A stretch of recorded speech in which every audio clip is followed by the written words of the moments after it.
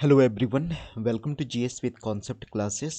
आज की क्लास में हम लोग बीपीएससी जीएस मेंस के पॉलिटी सेक्शन पे डिस्कस करेंगे।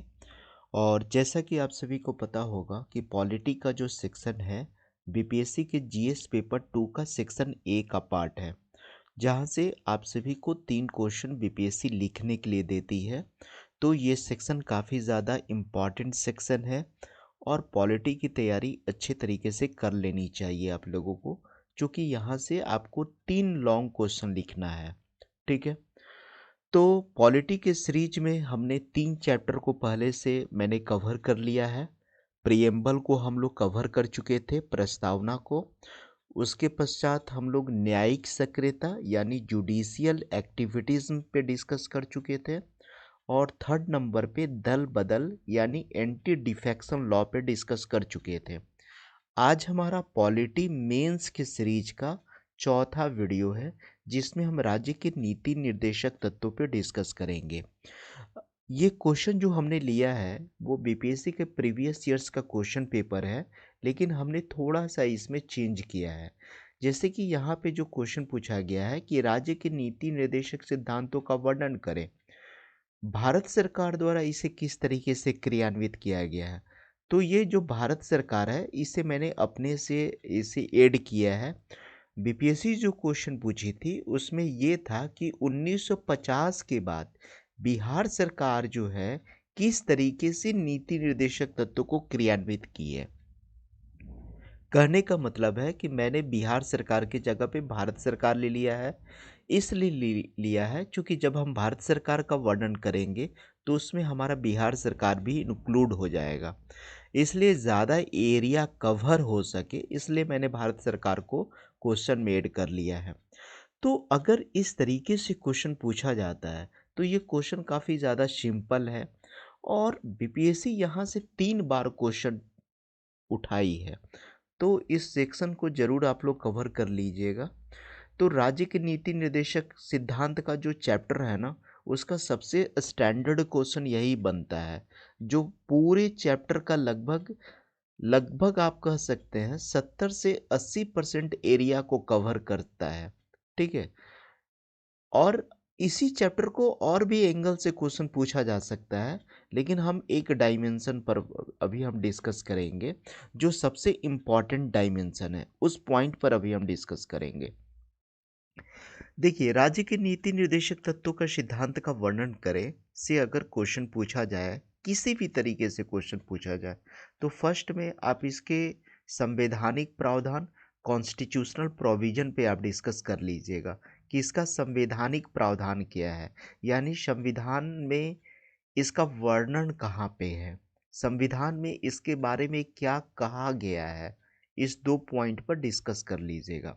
उसके पश्चात सिद्धांत का वर्णन, वर्गीकरण करना है। इसका क्लासिफिकेशन 3 पार्ट में होता है, समाजवादी सिद्धांत, गांधीवादी सिद्धांत और उदार बौद्धिक सिद्धांत। तो आप आंसर में इस तीनों पार्ट को इंक्लूड कर लीजिएगा। ठीक है, समझ गए। यानी संवैधानिक प्रावधान के बाद आपको क्या करना है, आंसर में सिद्धांतों का वर्गीकरण करना है।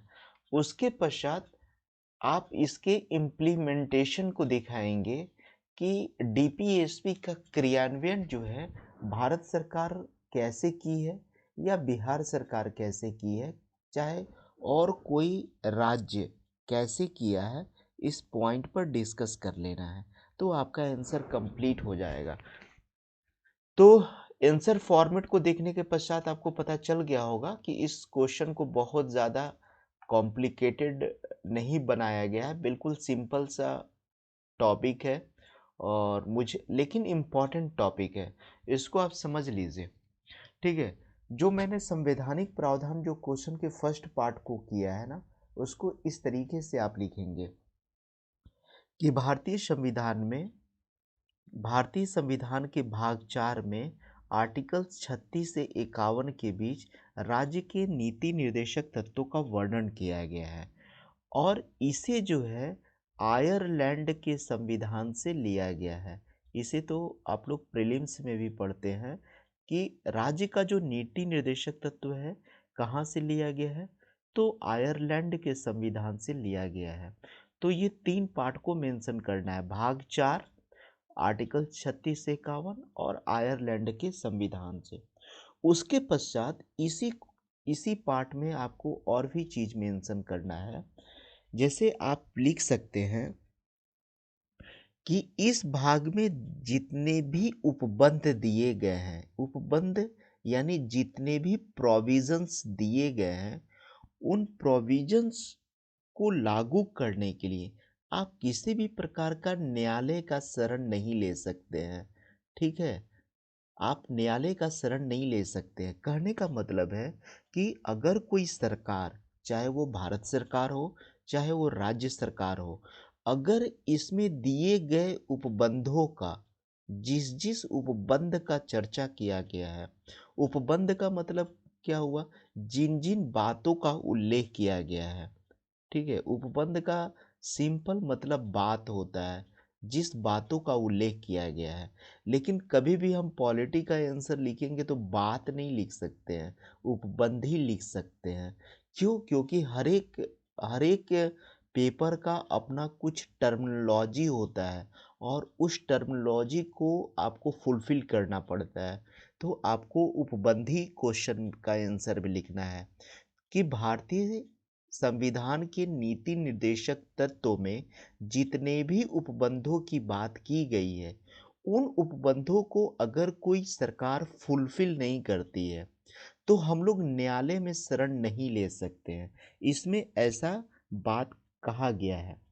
कहने का मतलब है कि राज्य सरकार द्वारा या भारत सरकार द्वारा हम न्यायालय के द्वारा दबाव बना करके उन सारे उपबंधों को लागू नहीं करवा सकते हैं, जब भारत सरकार या राज्य सरकार स्वयं उसके अंदर अगर इच्छा जाहिर होती है कि मुझे लोक कल्याण करने के लिए, क्या करने के लिए, मुझे लोक कल्याण करने के लिए, सोशल वेलफेयर करने के लिए अगर मुझे कोई उपबंधों को क्रियान्वित करना है, तब सरकार जो है खुद उसको इम्प्लीमेंट करेगी।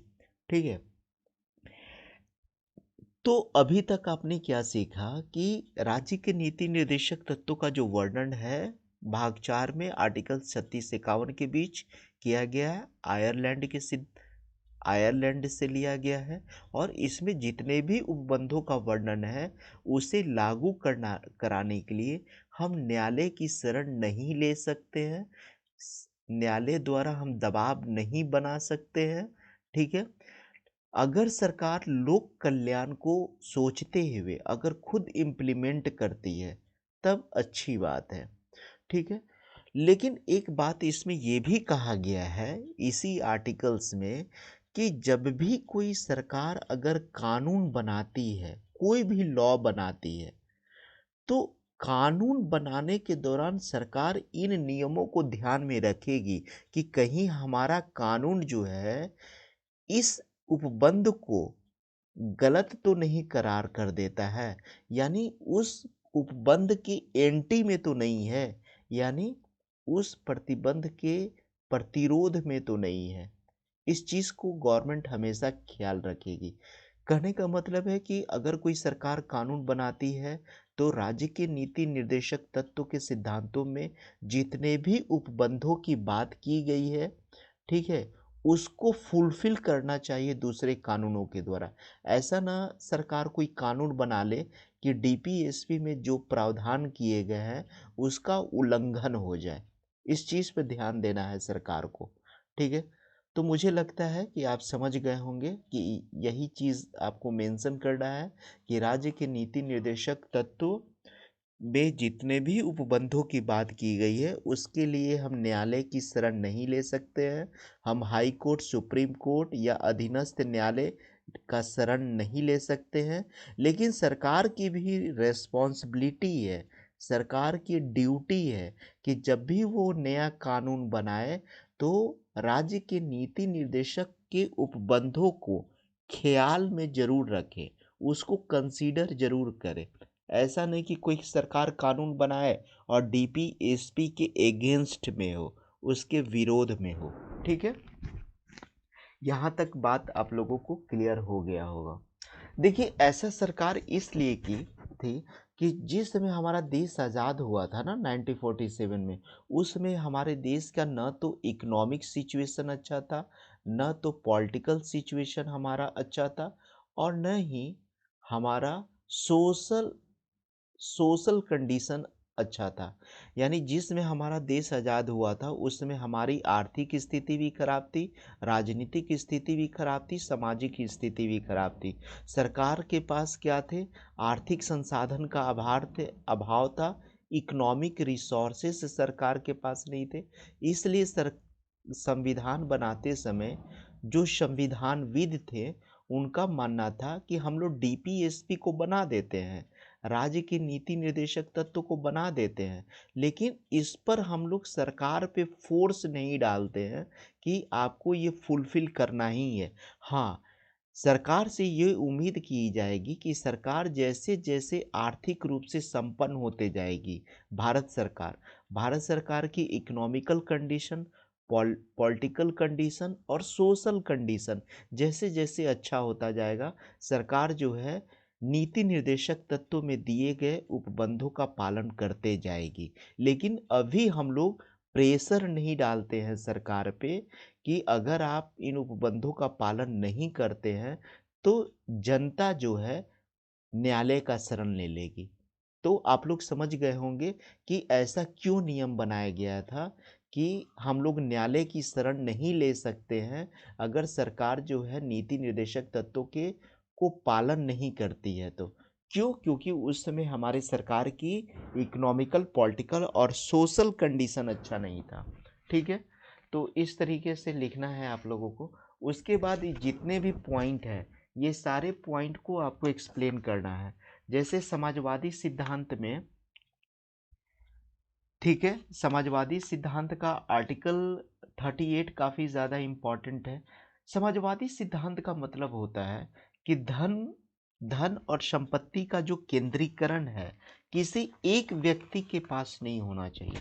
समाज में इसका डिस्ट्रीब्यूशन इस तरीके से होना चाहिए ताकि समाज में असमानता ना फैले। यही समाजवादी सिद्धांत का मूल टारगेट होता है। दूसरा टारगेट क्या होता है कि उत्पादन और वितरण के साधनों पर सरकार का स्वामित्व होना चाहिए। सरकार का स्वामित्व होना चाहिए किस पर? उत्पादन करने पर यानी प्रोडक्शन करने पर, और वितरण करने पर यानी डिस्ट्रीब्यूशन करने पर। ये किस पर, किसका अधिकार होना चाहिए? अगर कोई सरकार समाजवादी सरकार है तो उत्पादन और वितरण पर सरकार का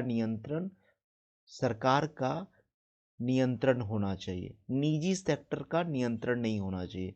लेकिन अभी हमारे कंट्री में क्या है, सरकार बीच का रास्ता अपनाई है। हमारे यहाँ पब्लिक सेक्टर भी काम कर रही है, यानी हमारी सरकार भी काम कर रही है पब्लिक सेक्टर, और साथ ही साथ हमारे यहाँ जो है प्राइवेट सेक्टर भी काम कर रहा है।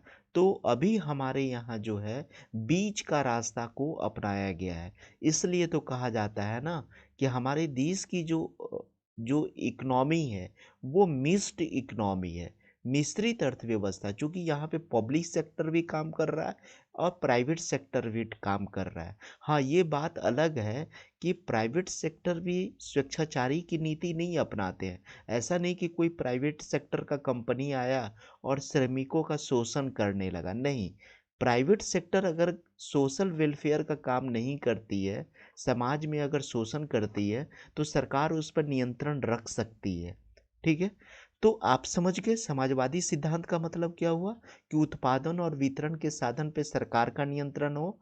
लेकिन हमारे यहाँ जो है मिक्स्ड इकोनॉमी को अपनाया गया है समाजवादी सिद्धांत के अंतर्गत, जिसमें पब्लिक और प्राइवेट सेक्टर दोनों काम करते हैं। लेकिन प्राइवेट सेक्टर अगर स्वेच्छाचारी हो जाती है, निरंकुश हो जाती है, वेलफेयर का काम नहीं करती है, तो पब्लिक सेक्टर उस पर क्या कर सकती है? इंटरफेयर कर सकती है। यानी गवर्नमेंट जो है प्राइवेट सेक्टर, निजी सेक्टर पर को इंटरफेयर कर सकती है। यही समाजवादी सिद्धांत का मतलब हुआ।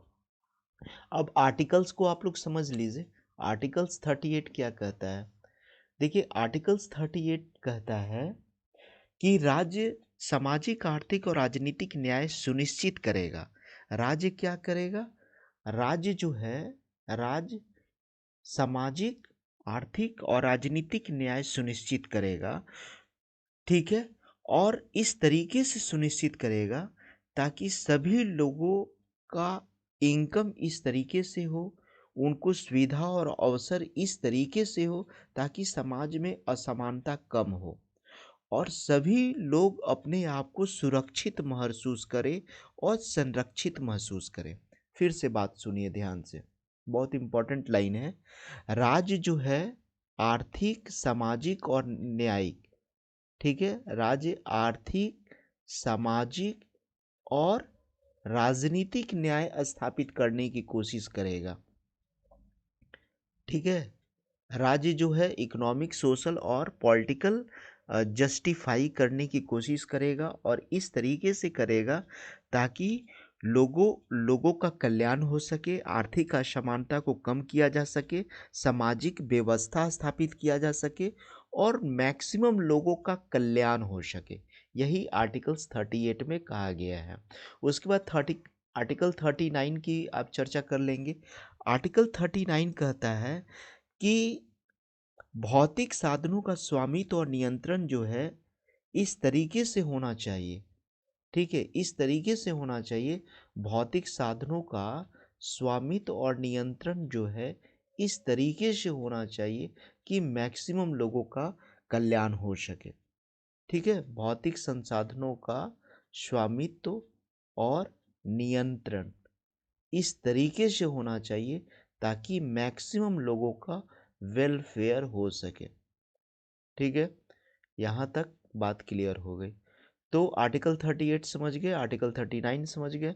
आर्टिकल 41 को समझिए कि बेरोजगारी की स्थिति में, ये बेरोजगारी की स्थिति में, ठीक है, अगर कोई इंसान बुढ़ापा की स्थिति में है, ठीक है, बुढ़ापा की अवस्था में हो, चाहे अगर कोई बीमारी हो, अगर किसी इंसान को बीमारी हो, तो उस स्थिति में सरकार जो है बेरोजगारी की स्थिति में, बुढ़ापा की स्थिति में या विकलांगता की स्थिति में या बीमारी की स्थिति में, आप जो भी बात कर सकते हैं, उस स्थिति में सरकार क्या करेगी?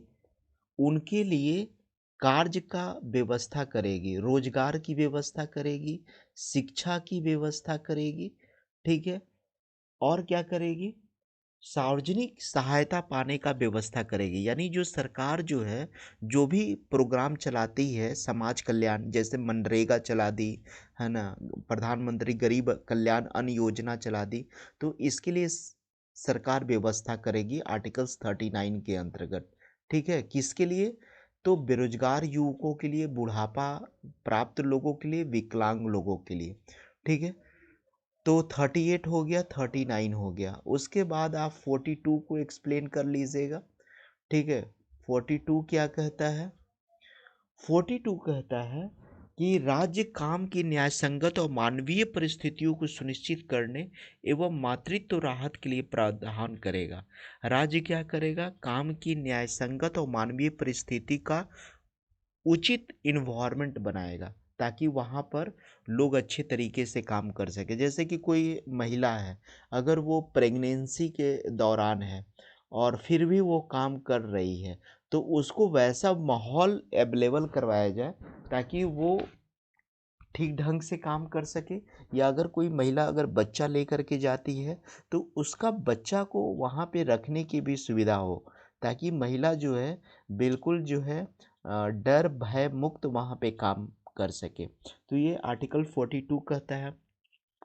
आर्टिकल 43 काफ़ी ज़्यादा इंटरेस्टिंग है। आर्टिकल 43 ए कहता है कि उद्योग के प्रबंधन में जो हम लोग इंडस्ट्री बैठाते हैं, उस इंडस्ट्री के प्रबंधन में किसकी भूमिका होनी चाहिए?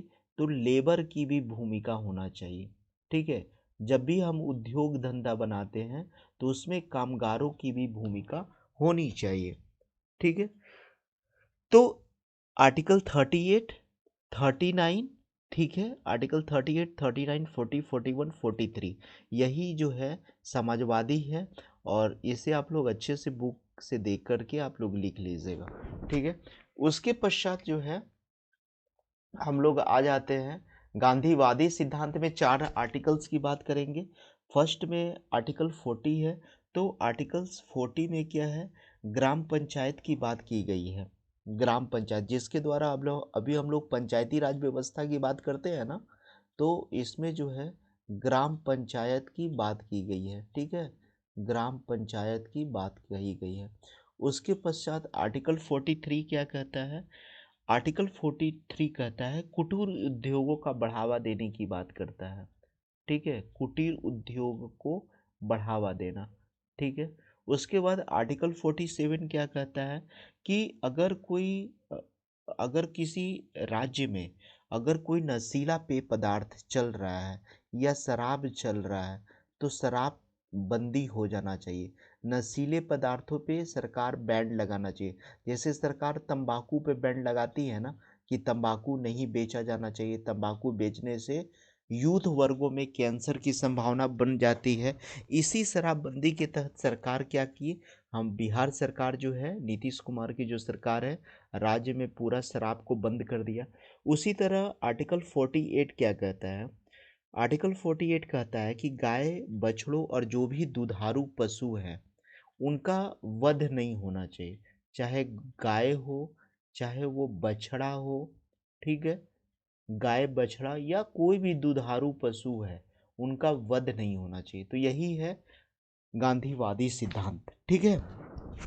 इसके पश्चात आप आ जाइएगा नेक्स्ट पॉइंट में, तो आप आ जाएंगे इसमें उदार बौद्धिक सिद्धांत। उदार बौद्धिक सिद्धांत में जो है आर्टिकल 44 जो है समान नागरिक संहिता की बात करता है, ठीक है, समान नागरिक संहिता, ठीक है। उसके पश्चात आप क्या देखेंगे, आर्टिकल 45 को देख लीजिए। आर्टिकल 45 में कहा जाता है कि सभी बच्चों को जिसकी उम्र 6 वर्ष की आयु पूरा किया हो, ठीक है, 6 वर्ष की आयु पूरा करने के पश्चात उसके उसके लिए निःशुल्क शिक्षा की व्यवस्था किया जाए, उसके लिए एजुकेशन की व्यवस्था किया जाए। 6 वर्ष के बच्चों के लिए, 6 वर्ष की जब आयु प्राप्त कर लेंगे, 6 वर्ष की आयु तक अगर कोई बच्चा हो जाता है तो उसके लिए हम क्या करेंगे, शिक्षा की व्यवस्था करेंगे। उसके बाद आर्टिकल 48 क्या कहता है कि कृषि और पशुपालन का हम लोग विकास करेंगे, यानी हमारा एग्रीकल्चर पर भी विकास होना चाहिए और पशुपालन पर भी विकास होना चाहिए। आर्टिकल 48 का ए क्या कहता है, पर्यावरण की रक्षा की बात करता है, ठीक है, पर्यावरण का संरक्षण होना चाहिए, ठीक है, पर्यावरण का संरक्षण होना चाहिए। आर्टिकल 49 क्या कहता है कि जितने भी ऐतिहासिक स्मारक हैं, ठीक है, जितने भी ऐतिहासिक स्मारक हैं उन सारे स्मारकों का रक्षा करना सरकार की रिस्पॉन्सिबिलिटी है। जैसे देखिए ताजमहल की रक्षा सरकार करती है, आगरा का जो लाल किला है, दिल्ली का जो लाल किला है, और भी जितने भी हमारे जो धरोहर स्थल हैं उन सारे धरोहर स्थल का संरक्षण कौन प्रदान करती है, तो सरकार करती है। क्यों, क्योंकि वो डीपीएसपी में ही मेंशन है। आर्टिकल 50 क्या है कि यहाँ पर डीपीएसपी के आर्टिकल 5 में कहा गया है जो हमारे संविधान में जो कार्यपालिका है उसको न्यायपालिका से मुक्त रखा जाए, यानी कार्यपालिका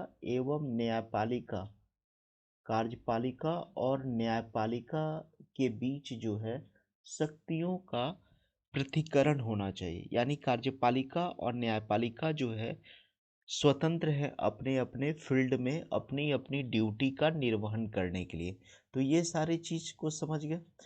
उसके पश्चात अभी हमारी सरकार जो है डीपीएसपी का क्रियान्वयन करने के लिए कौन कौन सा कदम उठाई है, उन सारे कदमों पर हम लोग डिस्कस थोड़ा सा कर लेते हैं, ठीक है।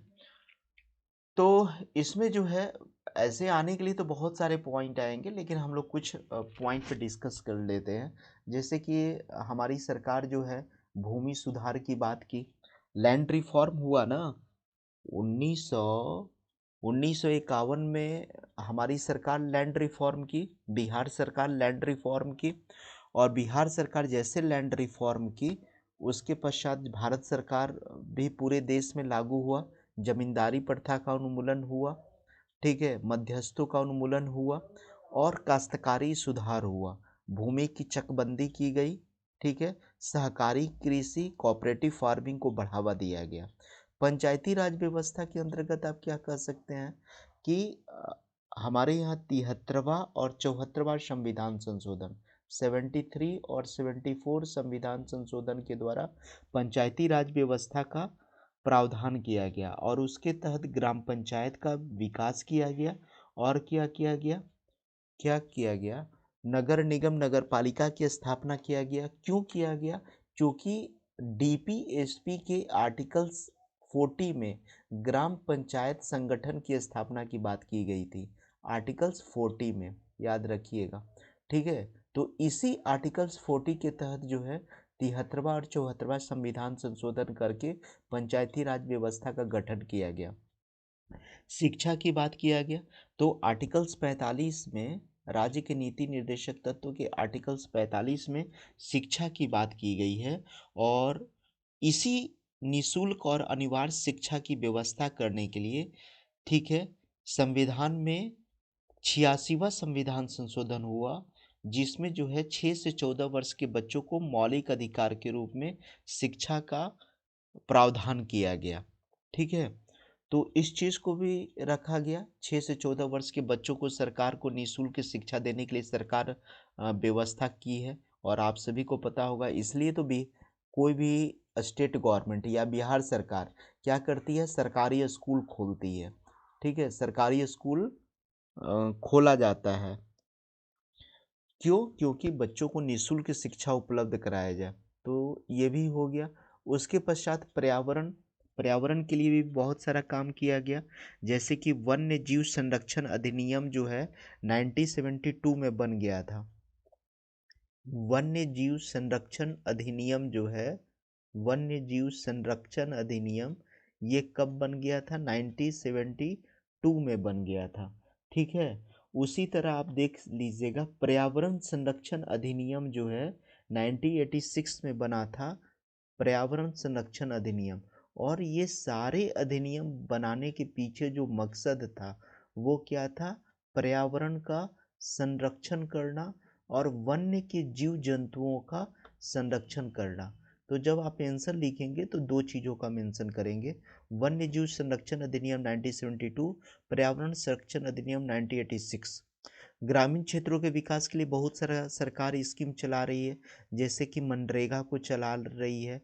कोविड-19 के समय में प्रधानमंत्री गरीब कल्याण अन्न योजना को चलाई सरकार, ठीक है, प्रधानमंत्री गरीब कल्याण योजना। उसी तरीके से और भी आप लिख सकते हैं, जैसे कि हेल्थ के फील्ड में सरकार के क्या की, तो हेल्थ के फील्ड में अभी सरकार क्या की, आयुष्मान भारत योजना की शुरुआत की गई है, ठीक है, आयुष्मान भारत योजना की शुरुआत की गई है। उसी तरीके से सरकार और क्या की थी, NHRM, यानी इसका फुल फॉर्म देख लीजिएगा, NHRM, national health rural nation, ठीक है, नेशनल नेशनल हेल्थ, ठीक है, रूरल रूरल मिशन, ठीक है। तो आप जो है इस तरीके से आप मेंशन कर लीजिएगा कि सरकार जो है स्वास्थ्य की देखभाल करने के लिए बहुत सारे हॉस्पिटल का निर्माण करती है, ब्लॉक लेवल पे, जिला लेवल पे। और सरकार जो है NRHM स्कीम चलाई, नेशनल हेल्थ रूरल मिशन। तो चलिए आज के क्लास को हम लोग समाप्त करते हैं। थोड़ा सा वीडियो का लेंथ लंबा हो जाता है, ठीक है, लेकिन मेरी कोशिश होती है कि बिल्कुल समझा दिया जाए। और आप लोग कमेंट बॉक्स में दीजिएगा कि कितना % आप लोगों को चीज़ें समझ में आ रहा है, नहीं तो चीज़ों में और दूसरे तरीके से एक्सप्लेन करने का कोशिश किया जाएगा। Thank you very much.